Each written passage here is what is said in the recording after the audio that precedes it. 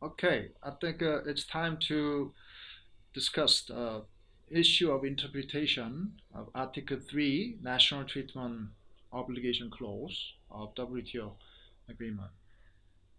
Uh, let's take a quite easy hypothetical example of trade here. Uh, let's say this country is imposing 2,000% of tax on doggy sale, whereas only 10% tax on pony sale. Does it look like a pony? But anyway, any imported dog as well as domestically grown dog must be paying their tax on of the 2,000% whenever it is sold in the market, whereas only 10% will be charged on pony trade. So, does anybody find any problem with this kind of situation?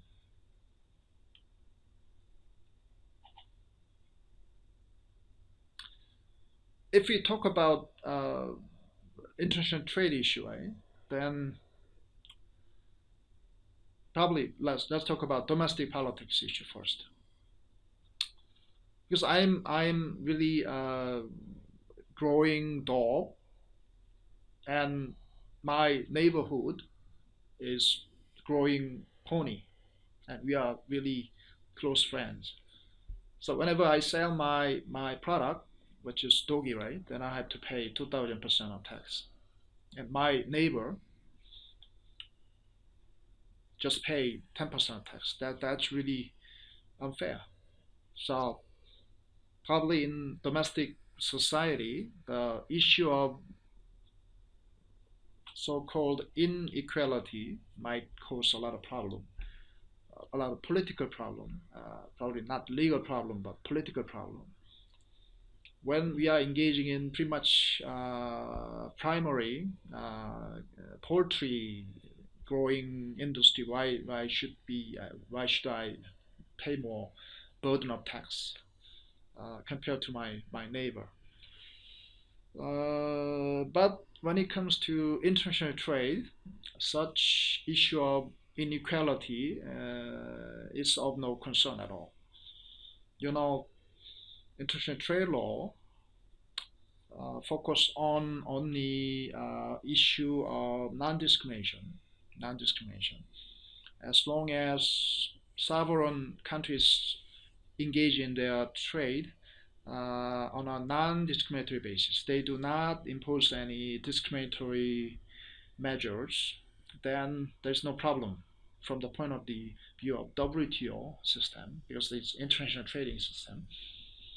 So as long as doggy and pony are not like product, they do not compete against each other in the market.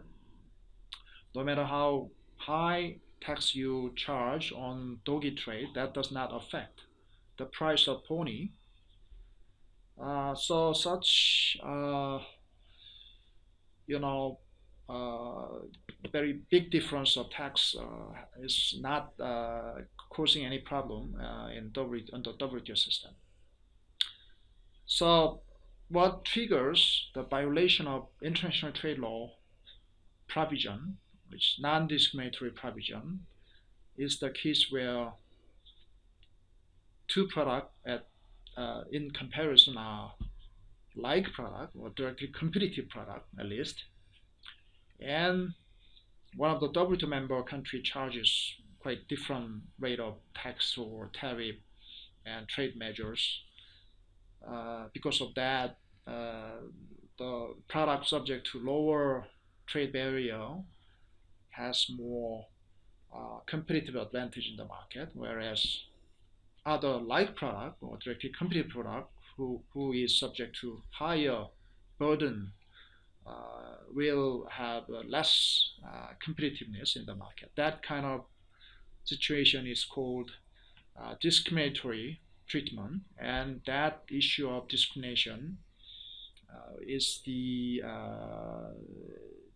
kind of issue that will be controlled by the WTO norm, which is Article 3 of Gatt.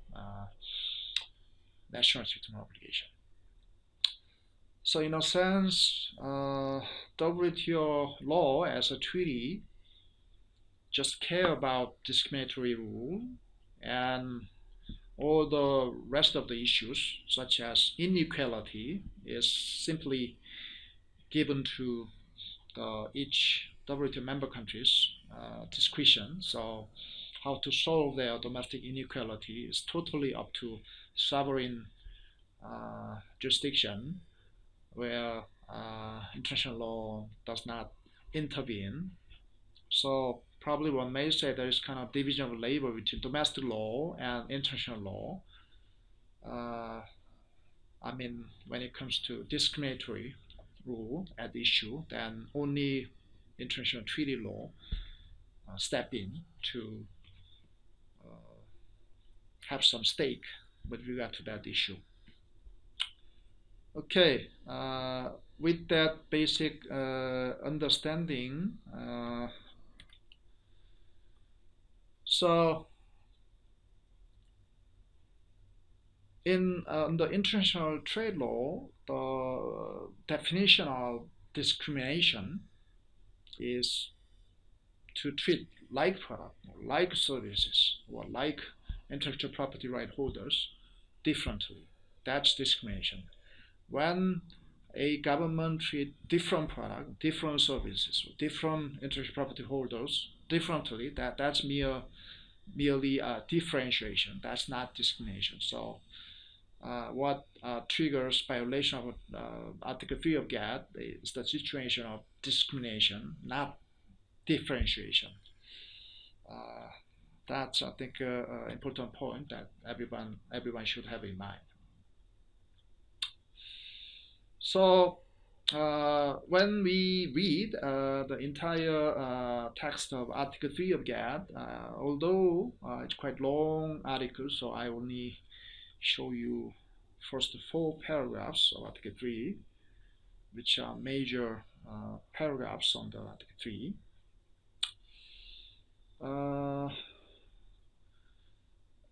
Gatt Article 3 is central provision regulating the application of domestic policies to imported product, which requires WTO members to accord national treatment to imported product. So the broad and fundamental purpose of Article 3 is to avoid protectionism. You know, treating like product differently and creating competitive advantage for domestic like product, which is competing against the imported product, right? That is kind of exercising the protectionism to the benefit of domestic product, right? So Article 3 is to avoid protectionism in the application of internal tax and regulatory measures. More specifically, the purpose of Article 3 is to ensure that internal measures are not applied to imported or domestic product so as to afford protection to domestic production, which is exactly reflected in Article 3, Paragraph 1. As you can see from Paragraph 1, it is really a declaration that Article 3 is really applied to imported or domestic product so as to afford protection to domestic production. So it guarantees that any internal measure does not afford protection to domestic production. So Paragraph 1 is kind of a provision that gives general guidance about the very purpose or object of the Article 3 obligation. Is Paragraph 1 setting forth legally binding obligation or not? Can a member of WTO argue that you took certain measures, so your measure really afford protection to domestic production. So you are in violation of Article 3.1. Can you make such argument? Because Article 3.1 is legally binding obligation or not?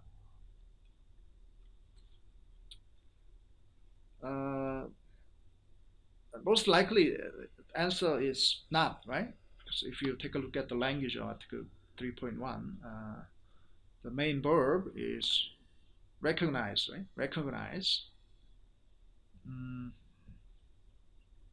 And here you see the another verb, which is should not, right? So you can see that there's no shall, the word shall here, so it does not set forth absolute obligation to the WTO member country. Rather, it is announcing that the basic principle of Article 3 is that the measure should not be applied to imported domestic products, so as to offer protection to domestic industry, domestic production. So this provision does not have separate binding force, unlike other provisions, right? But it definitely gives a very strong hint what is the very principle or objective of Article 3 as a whole. So whenever you try to find out basic purpose of this provision, I think you have to always make reference to paragraph 1 here.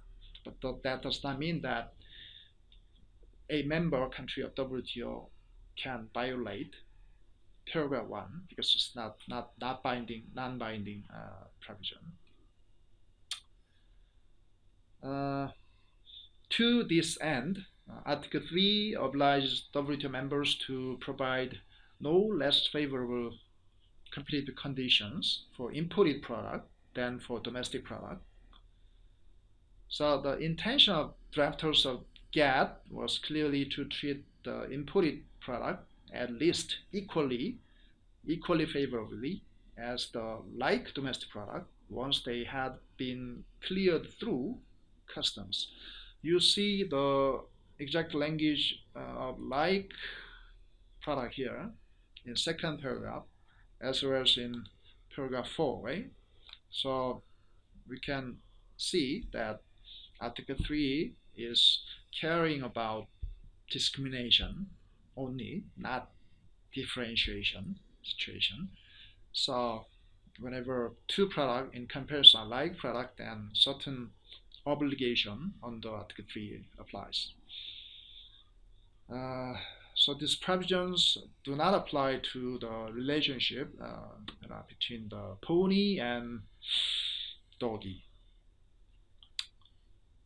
because that's not discrimination but differentiation. Okay, anyway, and if you pay attention to paragraph 4 here, Article 3.4 of Gatt reads in part, the product imported shall be accorded treatment no less favorable than that accorded to like product of national origin in respect of all laws, regulations, and requirements. So the subject measure that is subject to this paragraph 4 is quite broad, right? Any trade measure in the form of law, even law, which is abstract rule, right? And regulations that implement law, or requirement. Requirement could be easily the administrative measure and not the law. But anyway, any law, regulation, and requirement may be subject to Article 3.4 regulation. Right? It covers really broad area of trade measure affecting their internal sale, offering for sale, purchase, transportation, distribution, or use. So let's say here is you, okay, you, and here's the product that you ordered through the internet, e-commerce.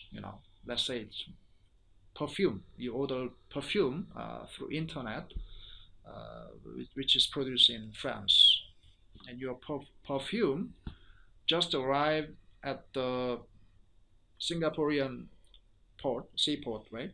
And they will download the product to the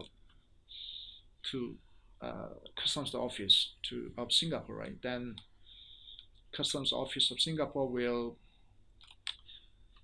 charge a certain amount of tariff, but luckily Singapore do not charge any tariff on most of the product, right? So it will be tariff-free entry. But anyway, customs will clear this product through the customs area, right? Then as soon as this product is cleared through, right, it will be put into the stage of offering for sale, right? Offering for sale. It will be transported, right? Or it will be distributed, right, to the resale stores, and it will be put into a status of purchasing and use by you.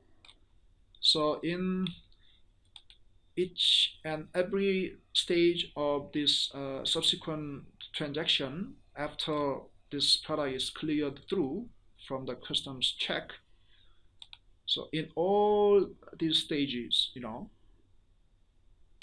this Article 3.4 obligation applies, because when Singaporean certain law or regulation or requirement affect any of these transaction stages, right, then Article 3.4 applies, right? So as you can see here, again, national treatment obligation is really comprehensive obligation that covers pretty broad internal transaction stages. It's a very broad one. And the subject matter of dispute is if the subject matter of dispute is treatment no less favorable, then there will be violation of Article 3.4, or if there is less favorable treatment, right, between like product, of course. So the general provision that really governs the entire national treatment obligation of WTO when it comes to trading goods is Article 3.4, because it covers broad subject matter, including any law, regulation, and requirement. Whereas if you take a look at the second paragraph here, the subject measure indicated on the second paragraph is internal taxes, right here, internal taxes or other internal charges. So you can understand that second paragraph is only covering certain taxes or internal charges, right? So charge usually mean some measure having fiscal or financial nature, right? So only certain measure in the form of taxes or other equivalent fiscal or financial measure will be covered by second paragraph. So whereas the paragraph 4 is general provision covering any internal measure second paragraph is covering only subset of such broad internal measure, which is taxes or other fiscal or financial charges. So we can understand that paragraph 4 is general law, that's covering general subject matter, whereas second paragraph is special law, that is pinpointing one category of internal measure, which is fiscal or financial measure. So special law prevails over the general law when it comes to the subject matter of the special, nature, right? So when it comes to the issue of discrimination against the imported product with the trade measure of fiscal or financial measure, then second paragraph as special law applies, prevailing over paragraph 4.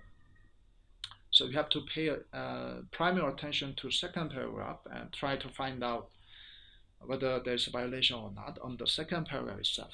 That's your first step of inquiry, legal inquiry. But when the issue is whether a certain non-fiscal or financial measure, but internal measure, right, such as law or regulation requirement, which has no characteristic of financial or fiscal nature, then you can apply the paragraph 4 upfront. So you can say that you have certain division of labor of application between second and paragraph 4. Fiscal measure, financial measure will belong to second paragraph jurisprudence, whereas all the non-fiscal internal measures will be subject to paragraph 4. The reason why it's really important to distinguish is paragraph 2 scope and the scope subjecting to paragraph 4 is because two paragraphs have quite delicately different rules or conditions, as we can see from now on. Under the second paragraph, we have two sentences, right? The first sentence is talking about like product here, right? Whereas second sentence, which reads, moreover, no contracting party shall otherwise apply internal taxes or other internal charges to imported or domestic product in a manner contrary to principles set forth in paragraph 1, right? And there is a asterisk at the end of this sentence, right? This means that there is interpretive note that interpret this particular sentence at the back of this treaty. So if you go back last part of Gatt, then you will find add article 3 paragraph 2. This is kind of interpretive note that interpret the second sentence, or second paragraph of article 3. So this add article 3 paragraph 2 interpret this second sentence, right, and goes a text conforming to the requirement of the first sentence of paragraph 2 would be considered to be inconsistent with the provisions of second sentence only in cases where competition was involved between the text product and a directly competitive substitute product which was not similarly taxed. So here in the second sentence, as combined by interpretive note, right, you see a quite different word, which is a directly competitive substitute product, right, from the words like domestic product, right? So if the situation is a comparison of treatment between treatment on the imported product, right, and treatment on domestic product, right, if those products are like product, right? And the subject measure at issue is fiscal measure, right? Like tax. The second paragraph applies, right? And the product relationship in comparison, like product, then the first sentence, second paragraph applies because it really regulates the like domestic product situation, right? Whereas the subject measure is fiscal measure and product relationship that is allegedly discriminated against the imported product, right? Is not like product but directly competitive or substitute product, right? Then first sentence cannot apply because it is only talking about like product relationship, right? In such case, second sentence of second paragraph will apply. So on top of that, very interestingly, the second sentence of second paragraph is making a explicit reference to the principles set forth in paragraph 1, right? Paragraph 1. Whereas such reference is missing in first paragraph here, as well as paragraph 4 here. Sorry, such reference is missing in the first sentence of second paragraph and paragraph 4. So what does that mean? What does that mean? According to appellate body interpretation in Japan Alcoholic and many other subsequent panel appellate body decisions, since this reference exists only at the second sentence of second paragraph, right? Then that means that this first paragraph principle is incorporated into the second sentence of second paragraph as a condition to violate second sentence obligation. Right? The second sentence itself is incorporating the first paragraph principle into itself, and we see the word shall finally here, right? So now the principle on the first paragraph is not only principle on the first paragraph itself, but it becomes legally binding condition as incorporated into second sentence of second paragraph.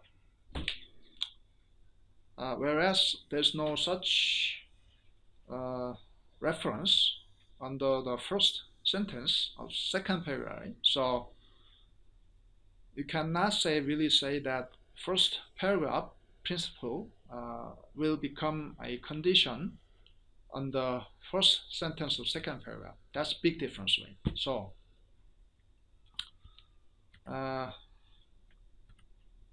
in summary, paragraph 1 of Article 3 is not legally binding obligation, but some announcement of general principle as an independent paragraph. But when it comes to the issue of second paragraph, second sentence, right?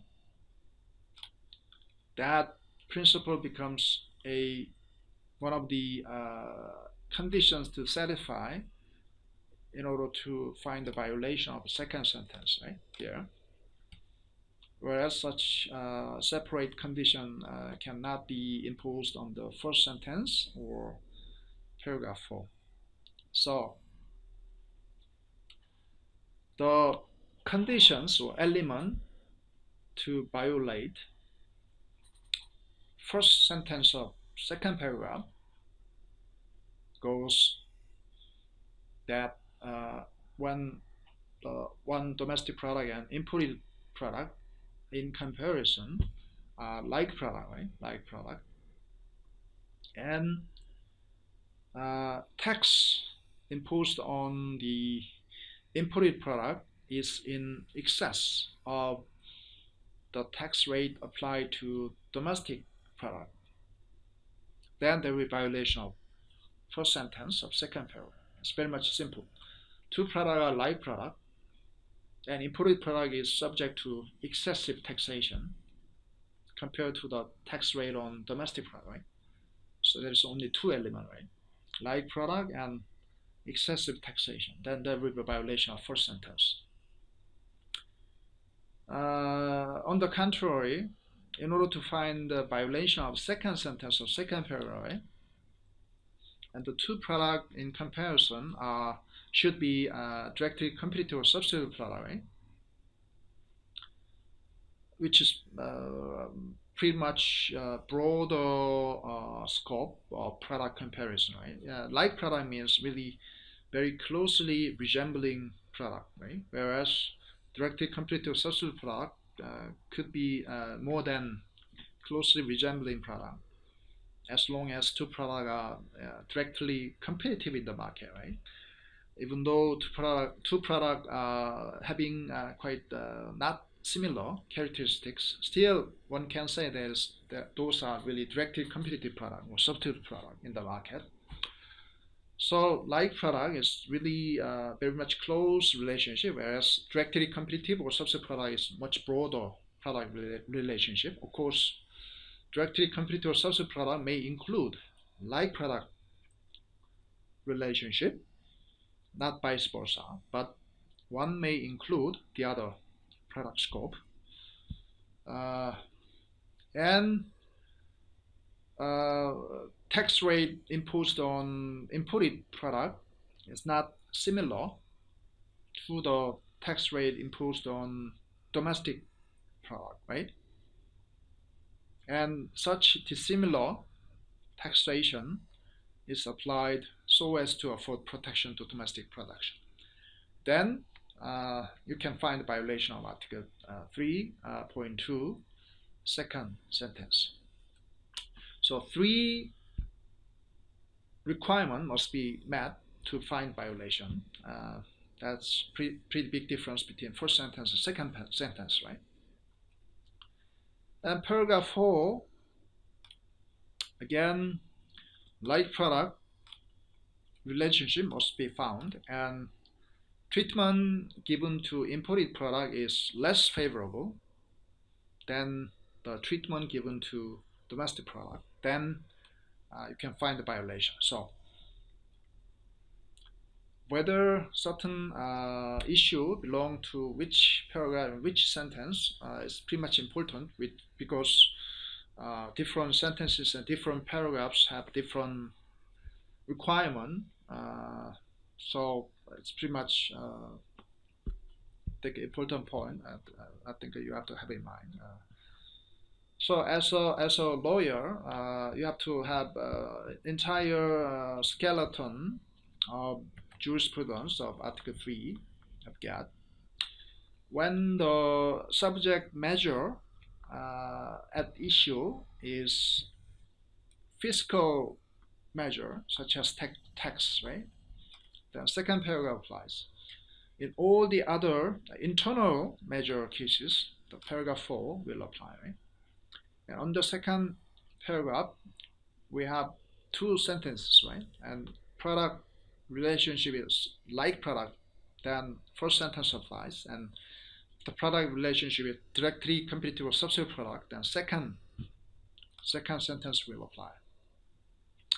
Whether the principle stated on the first paragraph applies as an independent requirement or simply guiding principle depends on whether each paragraph or sentence makes an explicit reference to the first paragraph one, right? Okay. Okay, but that's not the end of your legal inquiry, of course, because we have Article 20 general exception clause. This provision is called general exception because it can give any justificatory ground for the violation of any provision under the Gatt. So that's why it is called general exception clause. If you take a look at subparagraphs here, right? Certain measure necessary to protect public morale, and the measure necessary to protect human, animal, plant life, or health.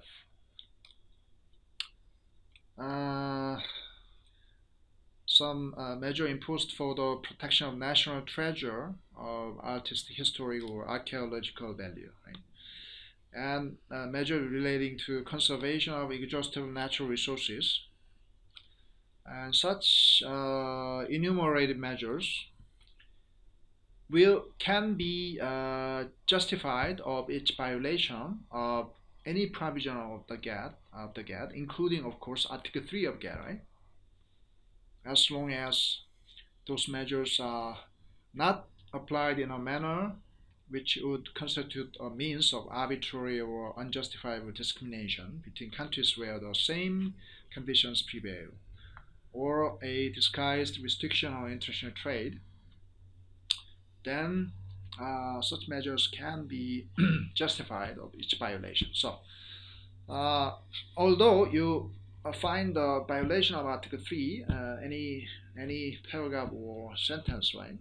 Still, you have to examine further whether such discriminatory measure is one of those subparagraph measures under Article 20, and whether such measures are applied in a arbitrary or unjustifiable manner or not. So that's really end of your inquiry, right? Even though taxation is giving a lot of discrimination against imported product, still, if such discriminatory tax is really necessary to protect human, animal, plant life, or health, right? Some environmental tax, right?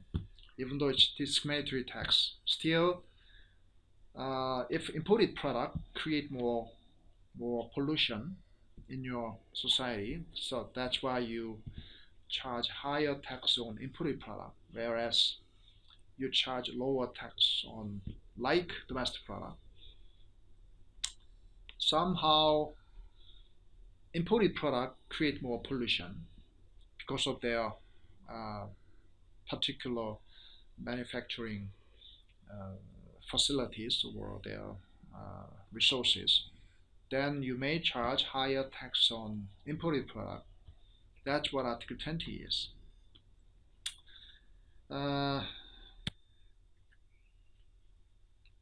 Okay.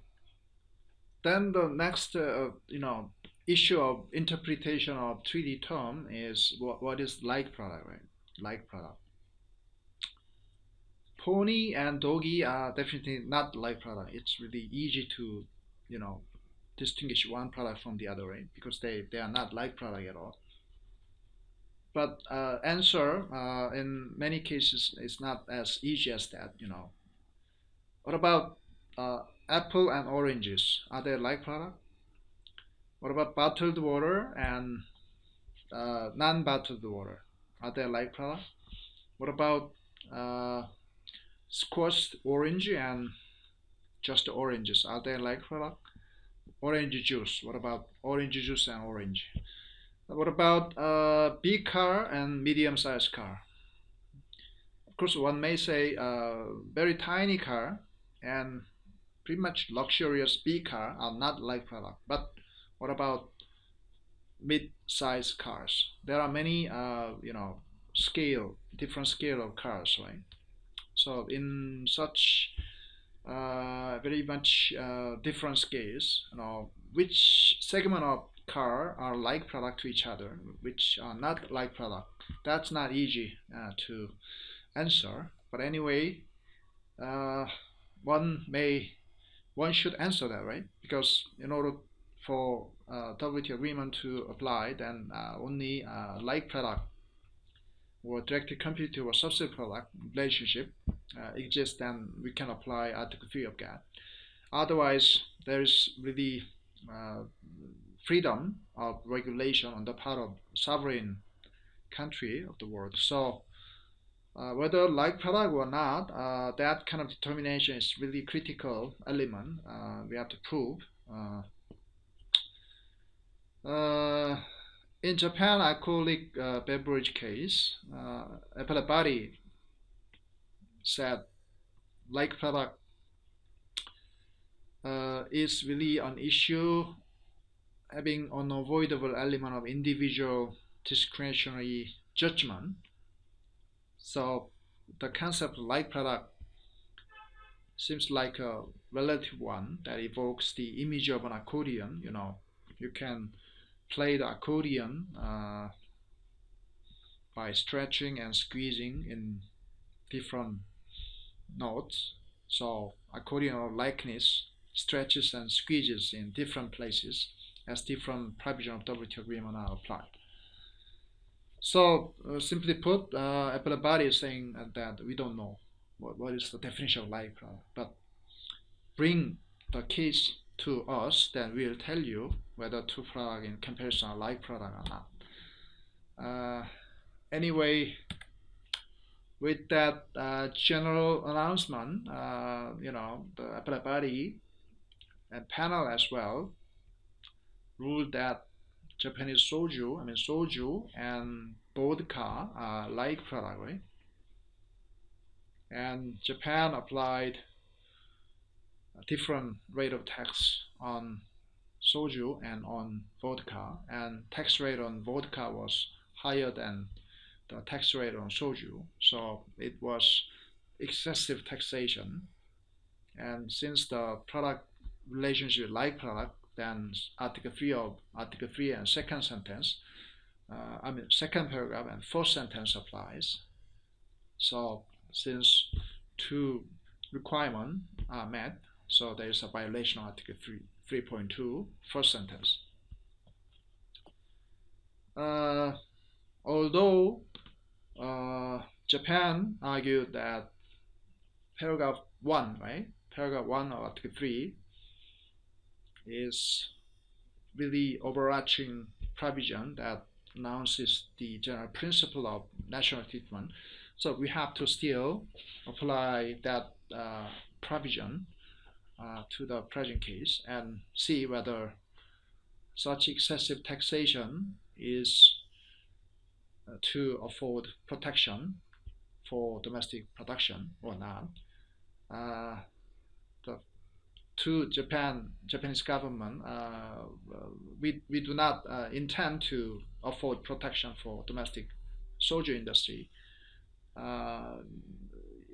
Historically we have been imposing such different taxation, so we did not really particularly intended to protect domestic industry. So we cannot violate Article 3.2.1, but appellate body rejected that argument, right? So since first sentence of second paragraph does not make an express reference to first paragraph, we cannot apply the first paragraph as a separate condition to find violation of the second paragraph first sentence.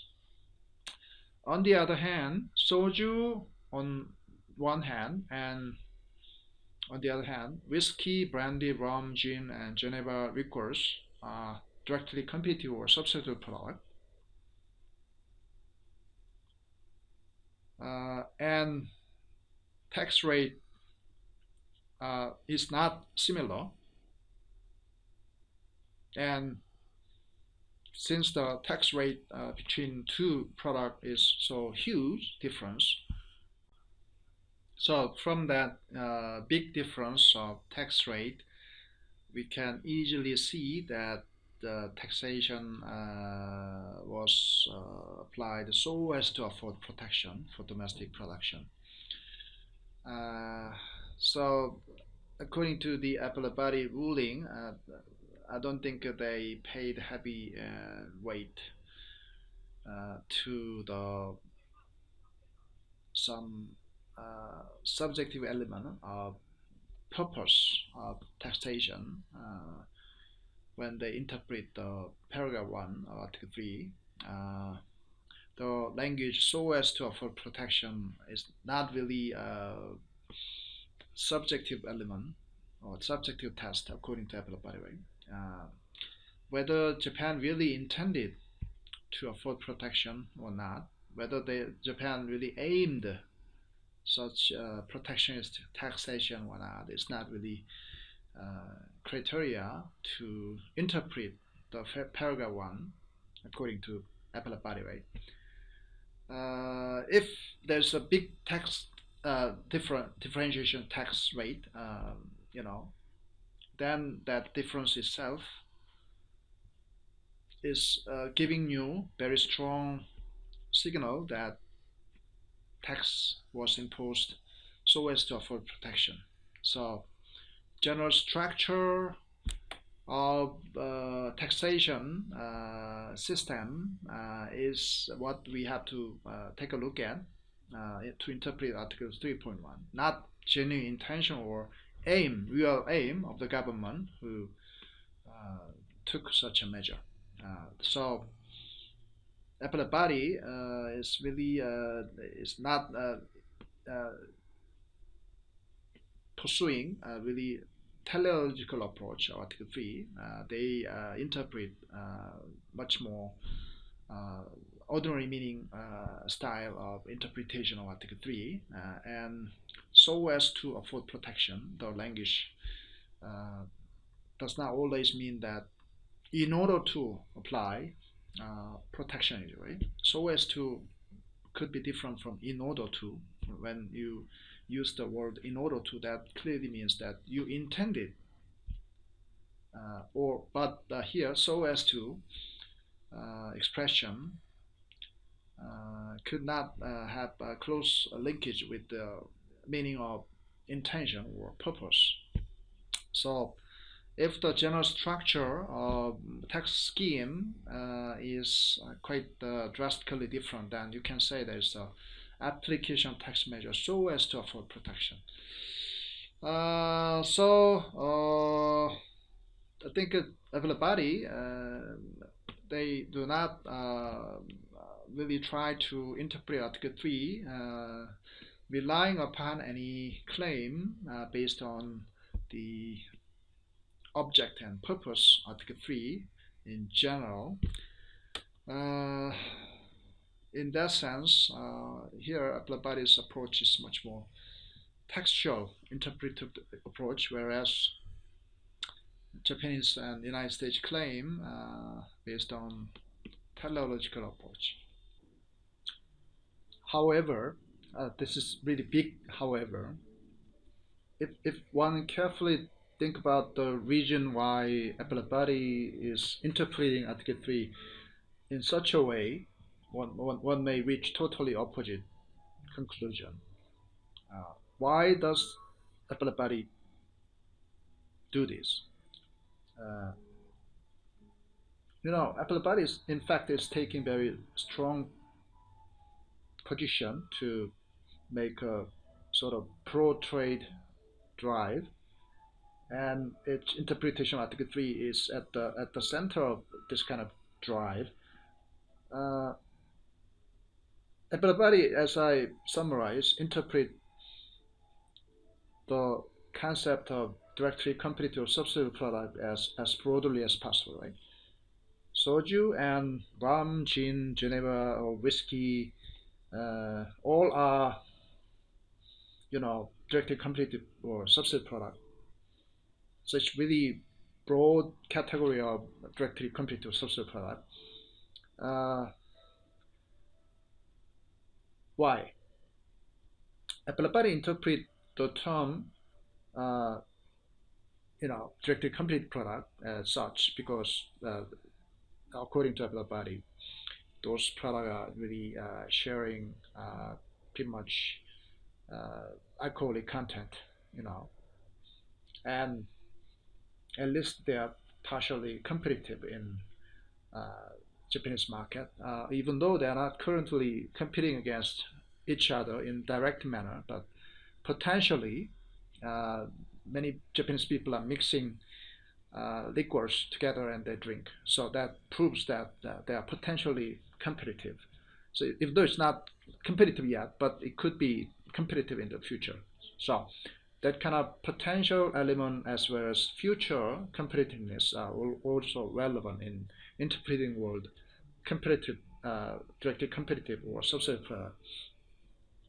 And also, Balabari interpret the term not similarly text on the second sentence of second paragraph of Article 3, probably only in a quantitative sense. If the difference of tax rate between tax rate on imported product and domestic product is more than de minimis level, right? So there is substantial difference, then that is really not taxing similarly.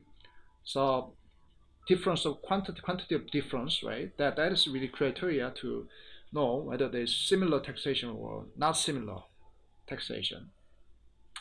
And Balabari interpreted the condition so as to afford protection also in a quantitative sense.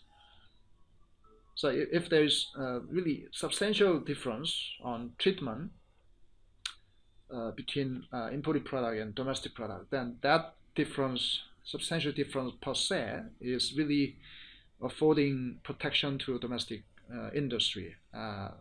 We don't need to take a look at the intention or particular circumstances of that different taxation, but the structure, general structure of architecture of that difference itself is enough to prove that there was application of taxation so as to afford protection of domestic industry. So it's really a quantitative interpretation of the term. So with this kind of three positions as combined, then it will be very, very effective to catch as many allegedly discriminatory measures as possible. Even those measures that create merely incidental discriminatory effect. So government did not really intend to create such effect, but as a result of such measure, incidentally, such a discriminatory effect might have been caused.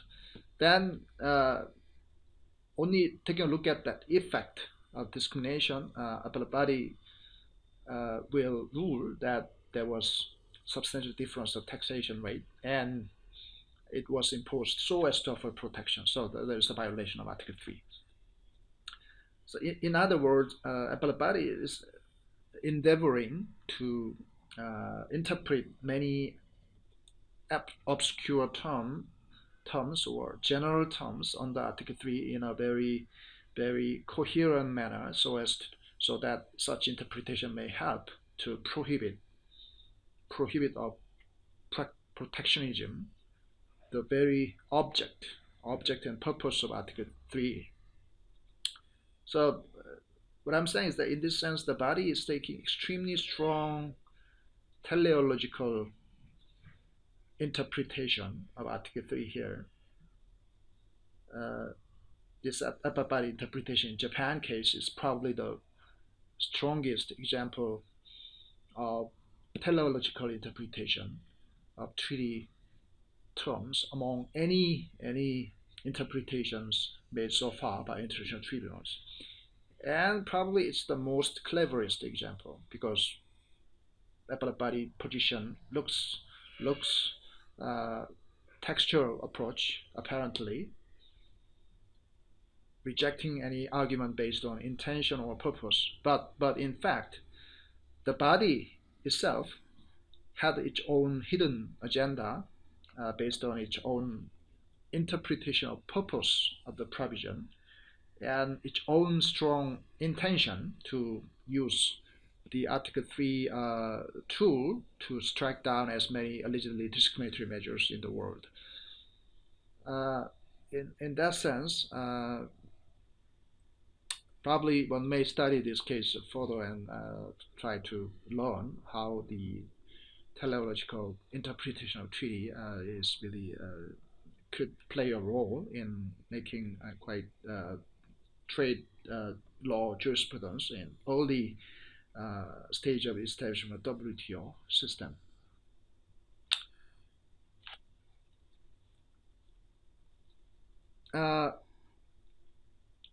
When appellate body and panel as well ruled that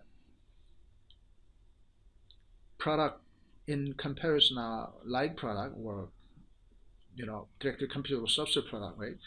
Appellate body and panel relied upon basically three criteria, including physical properties of product, tariff classification, and end use. So here is soju and vodka. How are their physical properties? It's really alcoholic content material, right? And white liquor, pretty much similar color, and alcoholic content, alcoholic strength is pretty much similar. Then they are sharing really similar physical properties. Then they take a look at tariff classification. So how does the many countries tariff nomenclature classify two products? Do they classify two products in pretty much similar tariff line or in dissimilar tariff line? So two products are pretty much sharing similar tariff line. And the appellate body took a look at the end use. Why do you drink vodka? Why do you drink soju? Because to relax, to be drunk, to make friends. So end use of such a product are pretty much similar. So basically by looking at those three criteria, and if there's sufficient degree of similarity, then appellate body ruled that those two products in comparison are like product. So these three criteria become pretty much standard criteria to determine product likeness since this decision, and it pretty much coherent criteria that was used by WTO tribunal.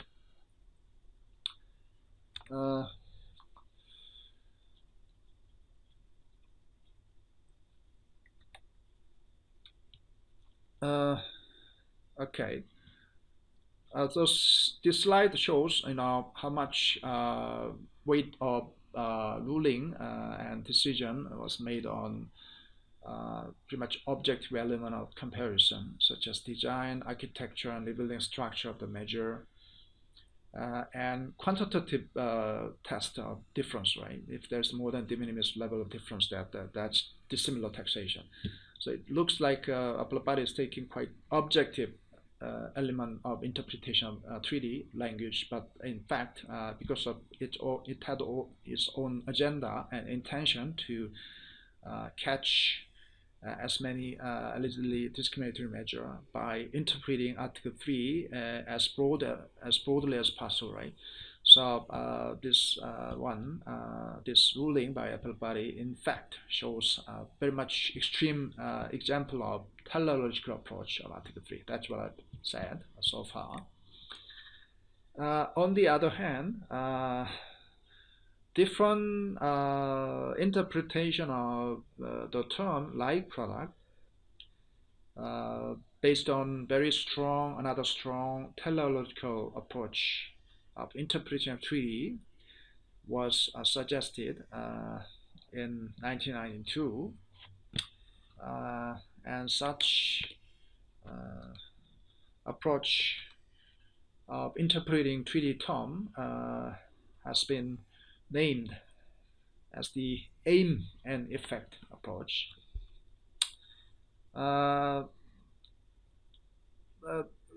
Those people who support this approach put forward with very interesting sort of maxim, and according to that maxim, a fox and an eagle are like animals to a hare, but not to a furrier.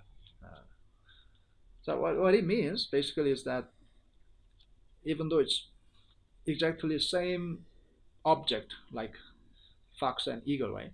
That's pretty much the same object. But it could be seen as like animals to one object, like a hare, right?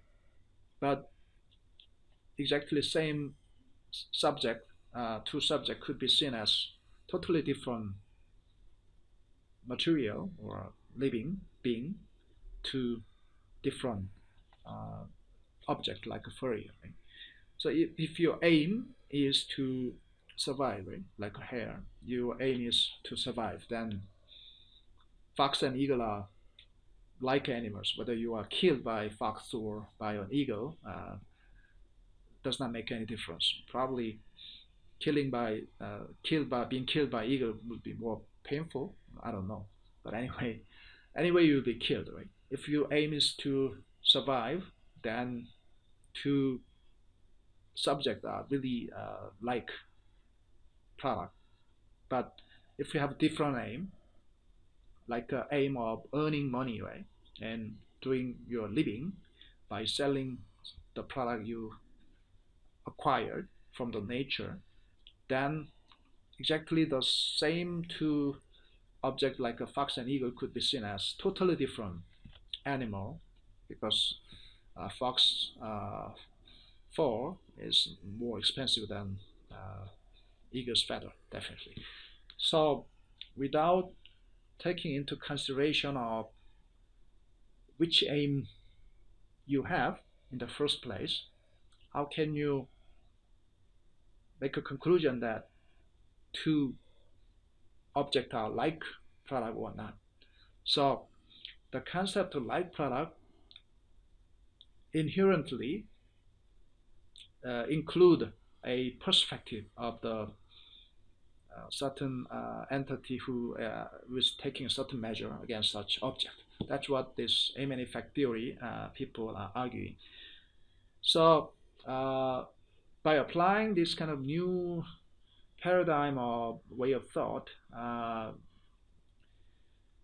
the United States Malt Beverage panel in 1992 and U.S. Automobile panel in 1994 made a quite interesting ruling regarding the like product issue.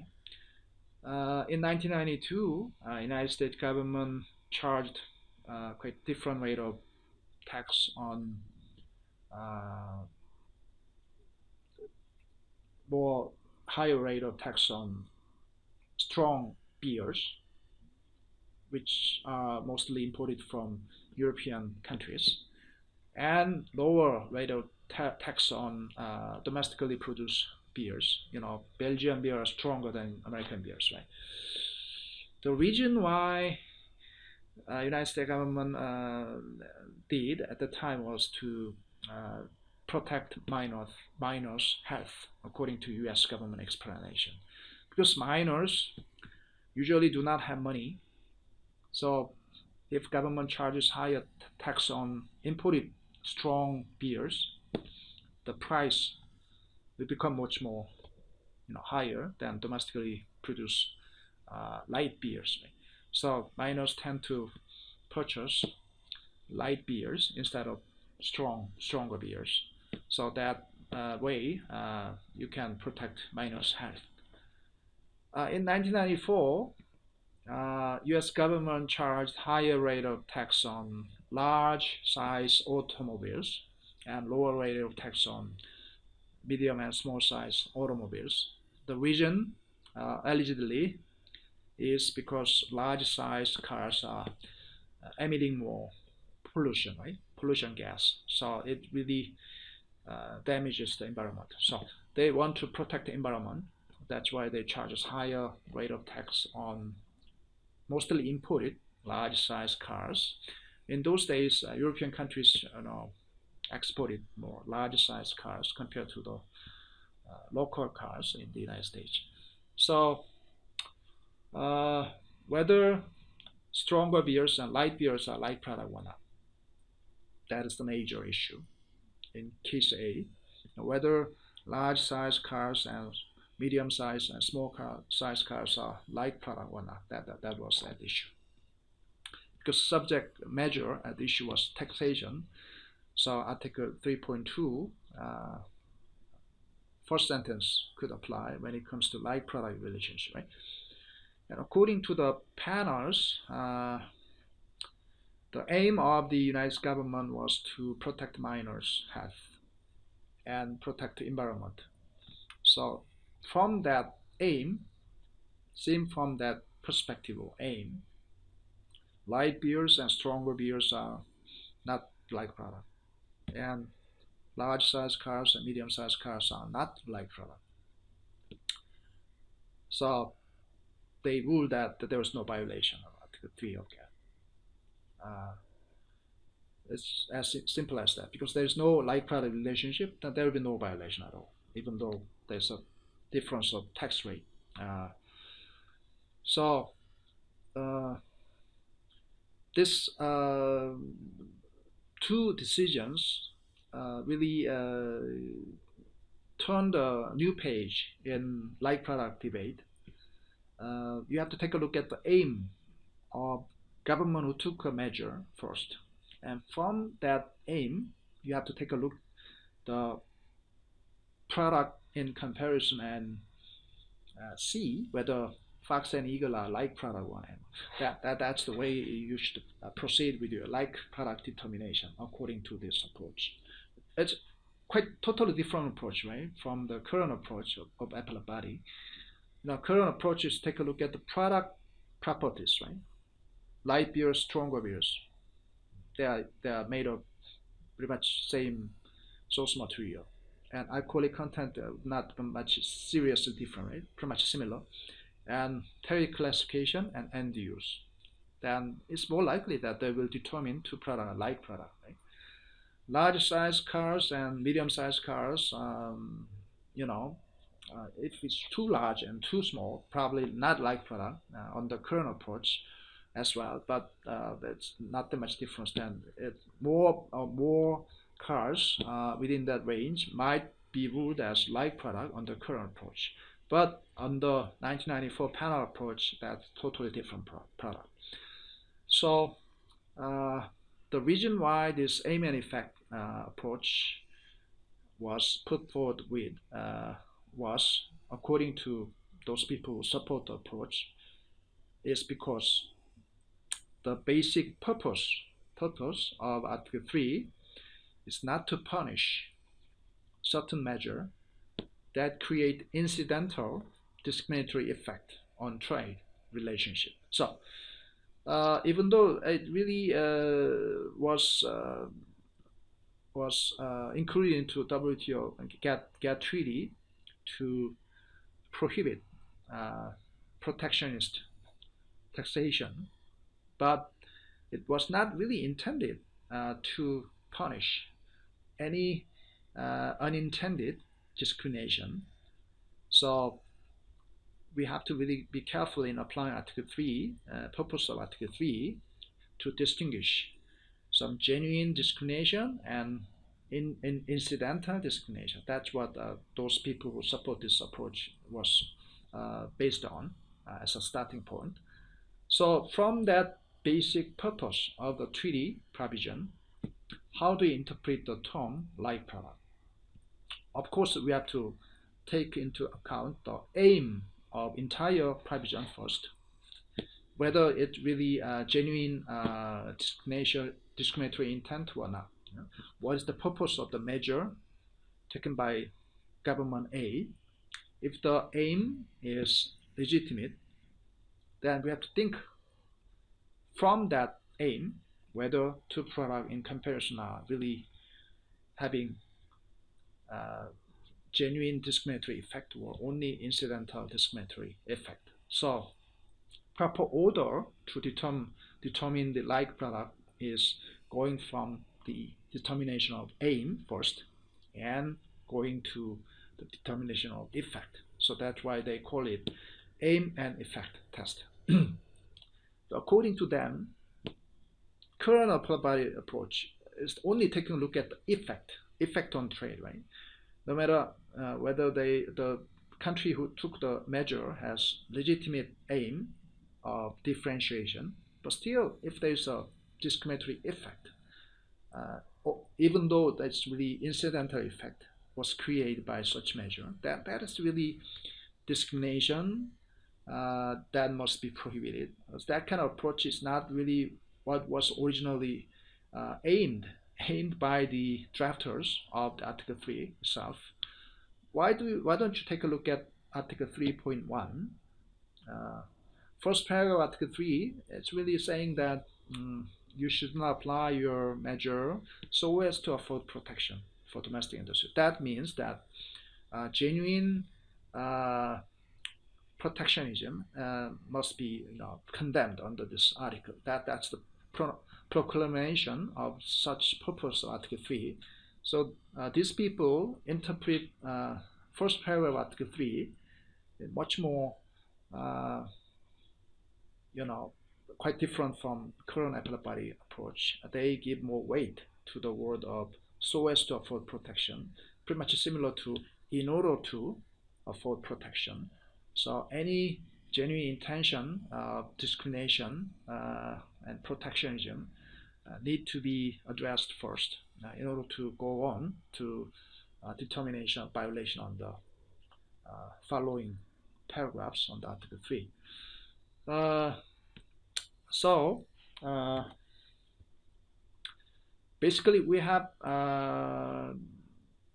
very much different outcome of determination of likeness if you follow current appellate body position and comparing to the case where we follow aim and effect approach, then there will be quite different outcome of the likeness determination. But what I'm trying to stress here is that the two approaches are really typical example of teleological interpretation of treaty term.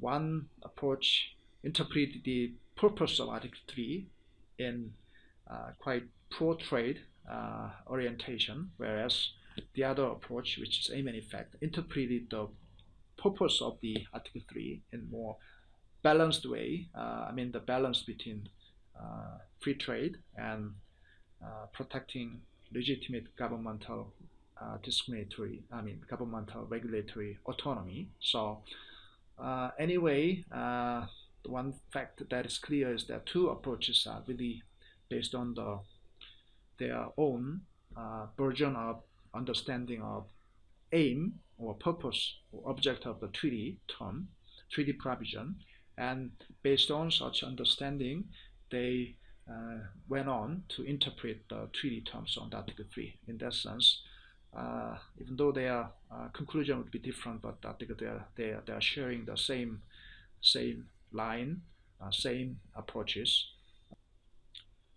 This observation by myself does not mean that appellate body's interpretation or aim and effect theory school of thought interpretation go against the Vienna Convention rule of treaty interpretation. In the end, the treaty term must be interpreted in accordance with ordinary meaning, but that meaning must be found in context as well as in light of object and purpose of the treaty. So when certain treaty uses a very generic term, such as like product, that is flexible enough to incorporate any approaches, I think in such case it is really inevitable to rely upon what is the really purpose and object of the treaty and try to find out the meaning of such term in such context. So at the end of the day, I think what fulfills the textual approach could only be teleological approach in such circumstances. Anyway, in applying such teleological approach, I think one must be really careful, to find proper limitation that should not be exceeded in application of such purpose-based orientation. So how to find the proper limitation and balance between some ordinary meaning and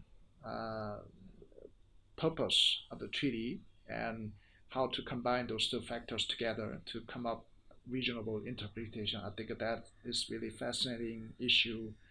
And it's really not totally settled issue. And how to apply Article 31 and 32 of Vienna Convention is really intriguing topic to anybody who are interested in treaty interpretation. This is the end of this slide, and we will continue our discussion of treaty interpretation next week. See you in class.